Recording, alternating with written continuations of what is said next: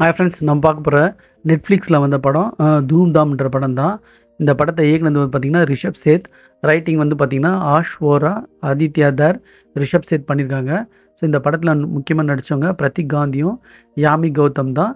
So இந்த 2 பேரும் வந்து பார்த்திங்கன்னா இந்த படத்தோட கதைக்கு போயிடலாம். இந்த 2 பேரும் வந்து பார்த்திங்கன்னா மறுபடி அரேஞ்ச் மேரேஜ் பண்ணிப்பாங்க. அரேஞ்ச் மேரேஜ் பண்ணிவிட்டு ஃபஸ்ட் நைட்டுக்கு ஒரு ஹோட்டல் ரிசார்ட்டில் இருப்பாங்க. அப்போ 2 பேர் வந்து கதவு தட்டுவாங்க. கதவு தட்டி சார்லி எங்கேன்னு கேட்பாங்க.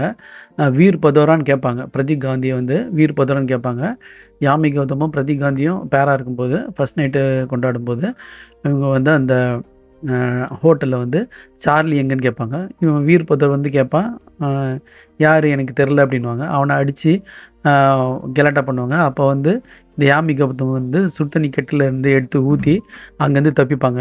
அங்கேருந்து தப்பிச்சு இவங்க என்ன பண்ணுவாங்க கேட்டிங்கன்னா, எங்கே ஓடி போகிறாங்க, இதோட முடிஞ்சு வேறு சீன் வரும்னு பார்த்தா, இவங்க 2 பேரும் எங்கே ஓடி போயின்னு இருக்காங்க பார்த்தா, அது ஓடி போயினே தான் இருக்காங்க. இந்த 48 ஹவரில் நடக்கிற படத்தோட கதை தான் தூம் தாம் படம். ஸோ இது வந்து பார்த்திங்கன்னா ஃபஸ்ட்டு ஒரு 10 நிமிஷம், ஒரு 20 நிமிஷம் நல்லா இருந்துச்சு. ரொம்ப விறுவிறுப்பாக போகிற மாதிரியும் ரொம்ப ஜாலியாக இருக்க மாதிரி இருந்துச்சு. ஆனால் இது வந்து ஃபுல் அண்ட் ஃபுல் போரிங்காக இருந்தது. கடைசி ஒரு 10 நிமிஷம் ஃபைட் வந்து காமெடியாக இருக்க மாதிரி இருந்தது. ஸோ இந்த யாமி கௌதமோட ஆக்டிங் நல்லா இருந்துச்சு. பிரதீப் காந்தியோட ஆக்டிங் நல்லா இருந்துச்சு. இவர் ஸ்கேம் போன்ற வெப் சீரிஸ்லாம் நல்லா சூப்பராக நடிச்சிட்டு இதில் வந்து பார்த்திங்கன்னா ஒரு சாதாரண ஒரு ஹீரோவாக தான் நடிச்சிருக்காரு. கடைசியில் ஃபைட் வந்து நல்லா போகிறாரு பார்த்தா அதுவும் சொதப்பலாக இருக்கும். இந்த யாமி கௌதமோட டாமினேஷன் வந்து ரொம்ப ஓவராக இருந்தது. நல்லா வந்துச்சு. அது இல்லாமல் இந்த படத்தில் மியூசிக் நல்லா இருந்துச்சு. இந்த படத்தில் வந்து full and full positive vibe நல்லா இருந்துச்சு. ஸோ இந்த படத்தை பார்க்குறவங்க பார்த்து என்ஜாய் பண்ணுங்கள். இது ஒரு போர் படம் தான் ஃப்ரெண்ட்ஸ். Thanks friends.